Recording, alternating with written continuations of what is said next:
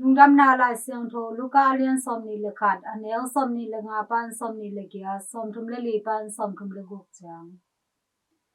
Yesu in anung zui te kia nga again na pan in ni kha le aksi te tunga lim te hong kilang jing hi. Le tunga tui pilian le tui hual kilok ging te hangin. Minam kem peu te lungmangin ada jing hi. Le tunga atung ding gim na ting mi te in ngai sun khol khol jing a. Kita in lao in asipup jing hi.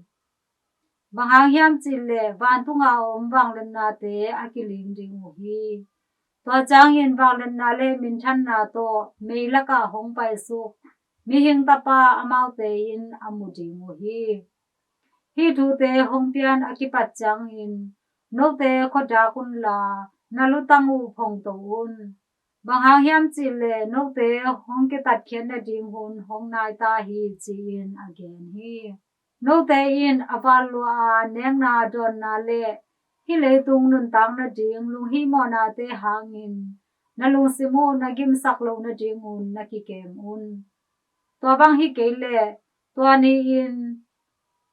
Thang ke sai bang in no te tunga chakhat tu in hong tung ding hi. Tua bang hi ke le tua ni in. Thang ke sai bang in no te tunga chakhat tu in hong tung ding hi.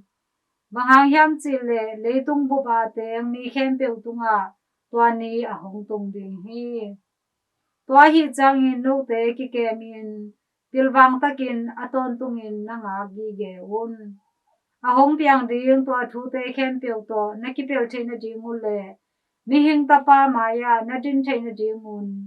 Thu na ngen un chi in again hi.